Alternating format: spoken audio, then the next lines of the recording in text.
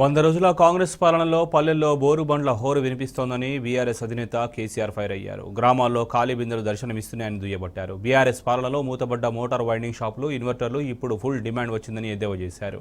కాంగ్రెస్ సర్కారు పాలనలో ప్రజల కష్టాలు చూస్తుంటే దుఃఖం వస్తుందని కేసీఆర్ ఆవేదన వ్యక్తం చేశారు. మాటలు పూటగొప్ప పిఆర్ స్టంట్ పెట్టి అని లంగా ముచ్చలు ప్రచారం చేసి ప్రజలు పట్టరా? రాజకీయాలు చేద్దాం, మత్తుగా చేద్దాం. రాజకీయాలు మేము కూడా చాలా చేసినాం.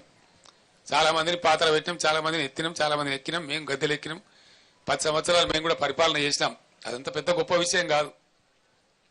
అధికారం వస్తూ ఉంటుంది, పోతూ ఉంటుంది. Nothing great about it. కానీ ప్రజలు ఎక్కడ పోవాలా? నీ రాజకీయం, నా రాజకీయం అంతా ప్రజలు కదా, ముఖ్యంగా రైతాంగం కదా, గ్రామాలు కదా. పట్టుగొమ్మల్లాగా ఉన్న పల్లెసీమలలో ఎలా బోరు బండ్ల హోరు వినిపిస్తా ఉన్నది.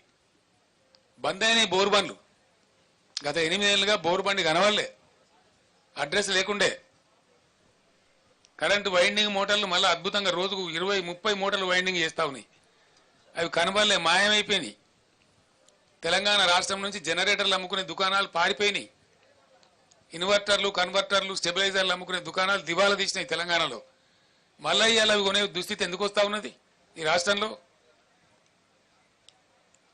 మిషన్ భగీరథ దాన్ని పట్టించుకున్న నాథుడే లేడు. నేను ఒక 2-3 జిల్లాల ఇంజనీర్లు అడిగిన, ఏమరా నాయన ఏంది, మీరే కదా నడిపాను, నిర్మించింది మీరే, నడిపింది మీరే, ఏమైందంటే సార్ దీనిలో అసలు కిటుకు వేరే ఉన్నది, అడిగేవాళ్ళు లేడు. అప్పుడు మీ ఆఫీసులేమో స్మితా సబర్వాల్ గారు సెక్రటరీ గారు సపరేట్గా ఉండ్రి, దీని మీద ఎవ్రీ డే దీని మీద మానిటరింగ్ ఉంటుండే.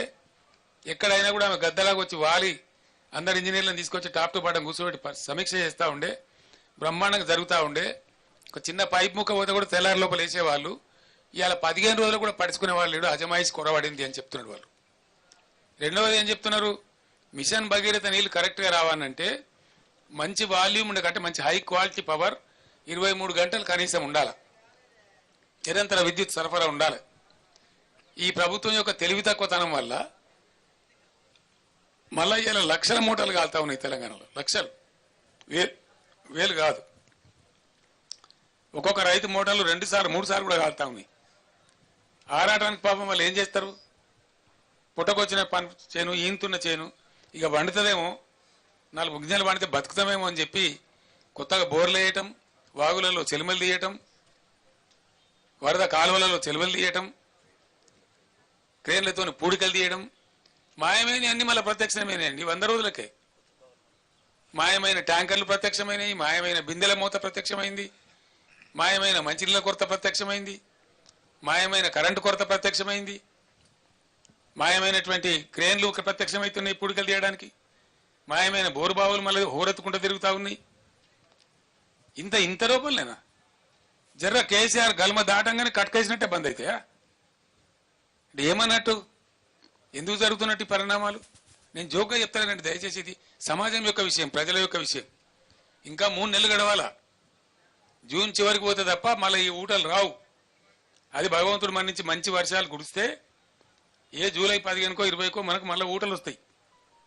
వర్షాలు భారీగా కురిస్తే అప్పుడు భూగర్భం మళ్ళా జలంతో నిండితే అప్పుడు వస్తాయి. దాదాపు ఇంకో 3 నెలలు 3.5 నెలలు ఇంకా ఎంత భయంకరమైతుంది పరిస్థితి. దానికోసం మాట్లాడవలసి వస్తూ ఉంది.